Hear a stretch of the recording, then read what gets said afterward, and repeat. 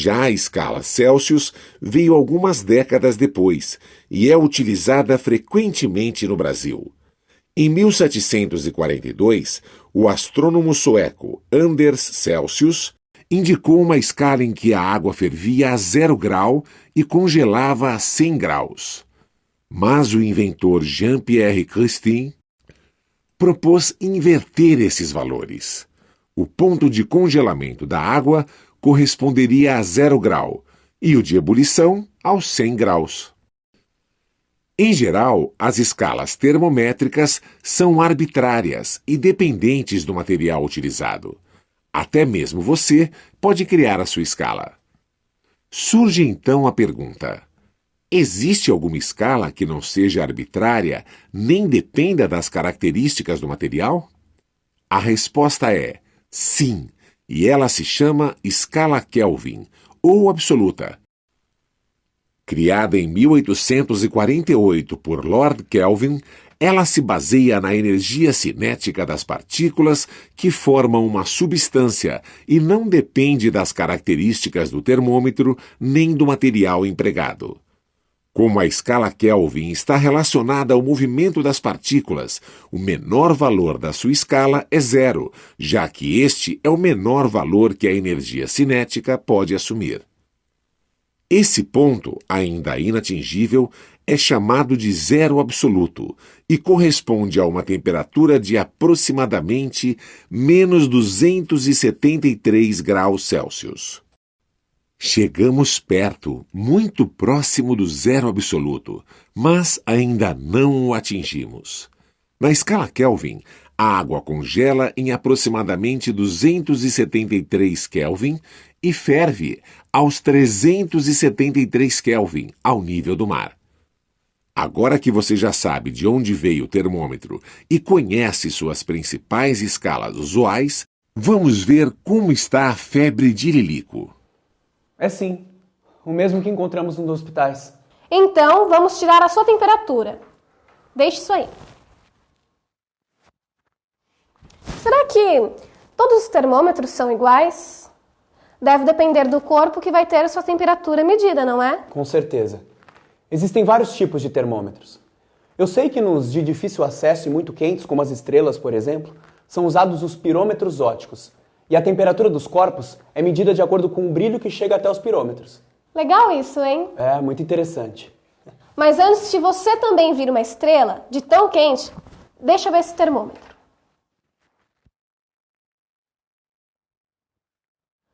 38 graus, Lilico! Você tá com febre mesmo! Depois do almoço, você vai voltar pra cama. É verdade. Mas eu acho que o macarrão já deve estar no ponto. Deixa eu ver. Tá no ponto, Lilico.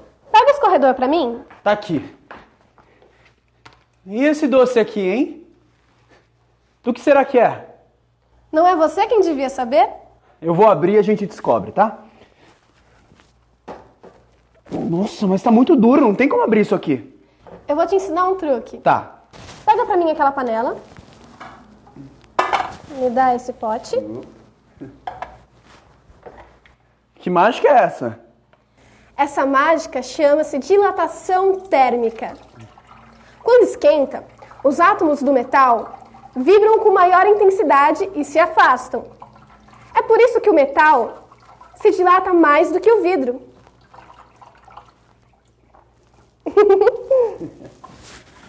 E então, a gente consegue abrir esse frasco fácil assim. Gostei, hein, Cris? Imagine que um átomo aumente a distância ao seu vizinho em 0,1%, que é igual a 1 por 1000, ou uma parte em 1000, a certa temperatura.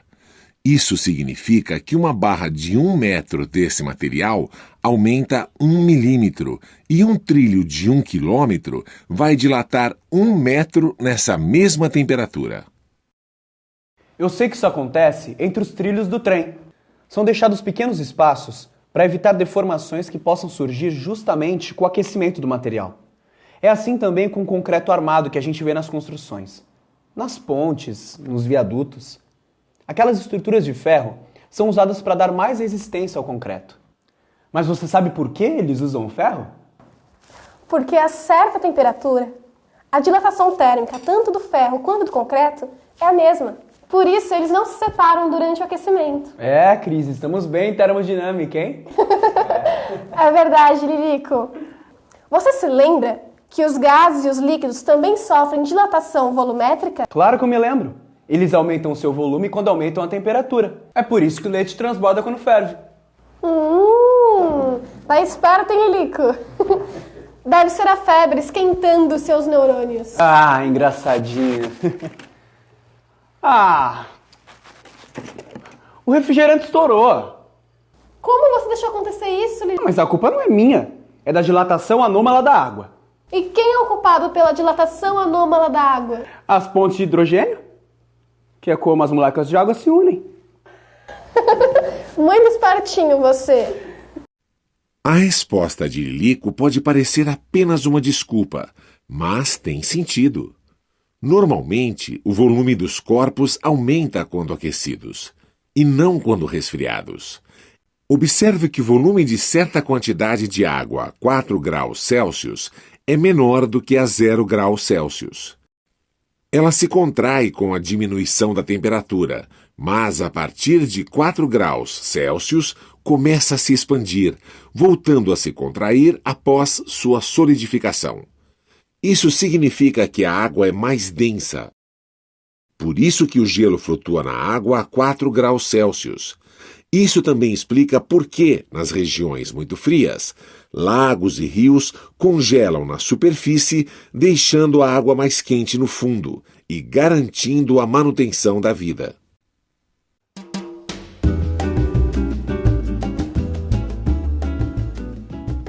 Já é noite na casa de Lilico. Tomado pela febre, ele passou a tarde na cama, se recuperando do mal-estar, enquanto sua colega Cris estudava na mesa logo ao lado. Ficou estudando a tarde inteira, Cris? Foi. Tô cansada. E você, tá melhor? Ah, mais ou menos. Primeiro eu tava com frio, depois com calor, depois com frio de novo.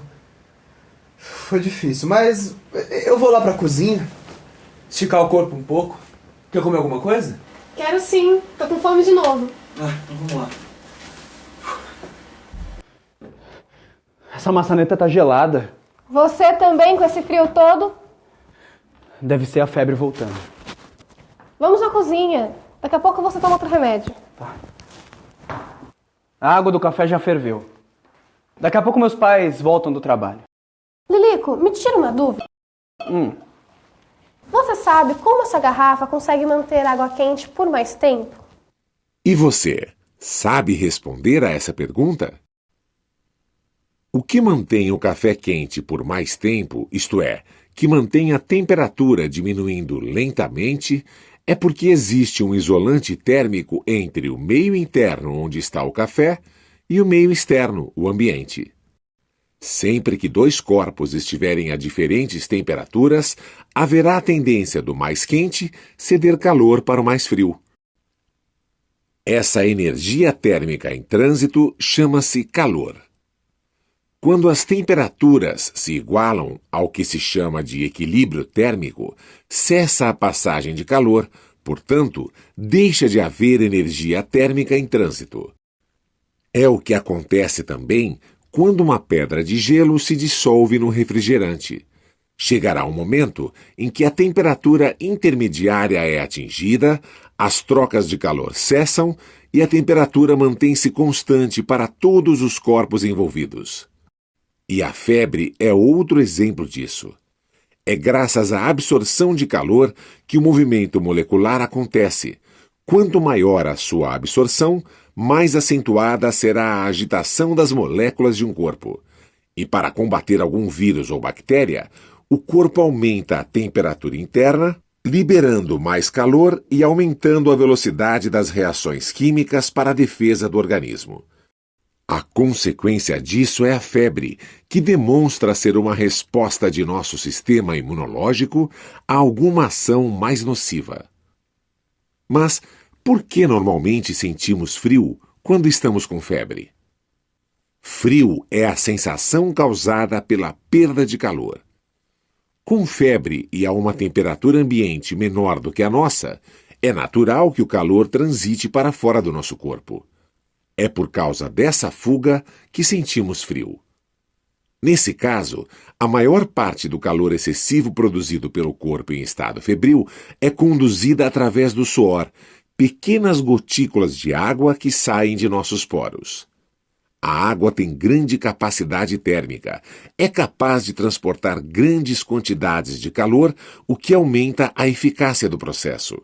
Não fosse assim, a febre aumentaria mais e mais e levaria a pessoa para uma situação de alto risco, até chegar à morte ou a danos cerebrais irreversíveis.